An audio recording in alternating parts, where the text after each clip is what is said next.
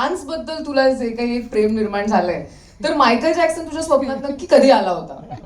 नाही नाही, नाचवलं मला मला मला असं वाटतं की मला काही गोष्टींची भीती वाटत राहते किंवा मी काही गोष्टी एक्सप्लोअर नाही केल्या आहेत आणि मग मी सुरुवातीला त्या जरा पडताळून बघत असतो. मग मला काही चांगली माणसं भेटतात, मग ते मला जरा प्रोत्साहन देतात, थोडंसं सपोर्ट करतात. पण याचं सगळं श्रेय जातं रंजू सरांना. त्यांनी ज्या पद्धतीने ते कोरिओग्राफी केली आणि विदुलाला तिने सांभाळून घेतलं मला, कारण मला सांभाळून घ्यावं लागतं या अशा गोष्टींमध्ये. त्या सगळ्यांनी सांभाळून घेतलं आणि त्याच्यामुळे ते होऊ शकलंय सगळं चांगलं. तो छान डान्स करतो, त्याला माहित तो असा चांगली ऍक्टिंग करू शकतो, नाचायची.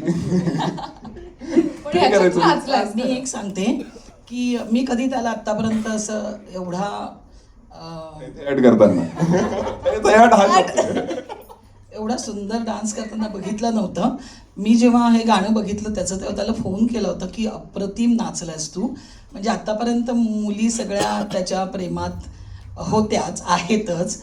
आता तर म्हणजे बापरे, म्हणजे तुला जरा सांभाळायला लागेल, कारण तुम्ही प्रमोशनला हो. फिरतो. अगदीच. मी ऍक्च्युली विदुलाला तेच म्हणणार होते की ललित सोबत पिक्चर करतेस हे कळल्यानंतर तुला किती डझन मुलींनी मेसेज केले की जेलस ऑफ यू वगैरे. मला हे मेसेज म्हणजे मला काँग्रेस अपेक्षित होतं. मला आलं की तू आणि ललित पेअर आहात. म्हणजे हो येस आहोत, पुढे बोल.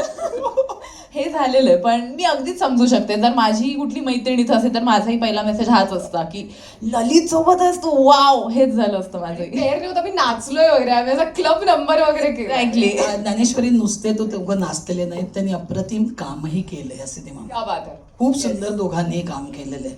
तुम्ही जेव्हा बघाल तेव्हा तुम्ही ज्या कोणाकडे माझा मोबाईल नंबर असेल त्यांनी मला कळवा की खरंच अप्रतिम काम झालेलं आहे त्या दोघांकडून.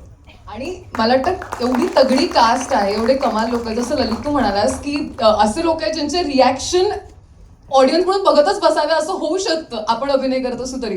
तर तुमचं पूर्ण प्रोसेसमध्ये असं झालेलं होतं की काही क्षण असं अचानक काही सेकंड तुमचे फॅन झोन ऑन झालेले का की काय केलं यार यांनी, असं होत होतं का? पूर्ण वेळ कारण हो. मी सगळ्याच जणांना यांची आपण कामं बघत राहतो आणि बऱ्याचदा त्यांनी ज्या पद्धतीची कामं केलेली आहेत, म्हणजे कुशल बद्दल जर सांगायचं झालं तर आपल्याला एक जे गॅग्स त्यांनी आतापर्यंत केलेले आहेत त्याच्यामध्ये वेगवेगळे कॅरेक्टर्स तो घेऊन येतो तेवढ्या वेळापुरता.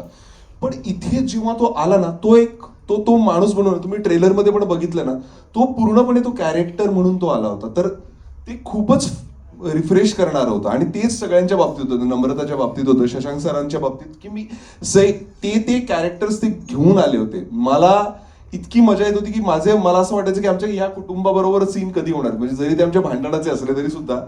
तर ती मजा होती. मला चिवची चौकानंतर मला वाटतं की मी आत्ता इतक्या वर्षांनंतर मला एक अशी कौटुंबिक फिल्म किंवा कुटुंबाची गोष्ट असलेली फिल्म मी करतोय आणि ती पण अशा अतरंगी कुटुंबाची फिल्म करतोय. तर त्याचा मला खूप जास्त आनंद आहे. आणि परत अजून एक कनेक्शन असं आहे की तीही झी स्टुडिओजची फिल्म होती आणि ही सुद्धा झी स्टुडिओजची फिल्म आहे. आणि खूप शुभेच्छा तुला या चित्रपटासाठी सुद्धा. मला असं वाटतं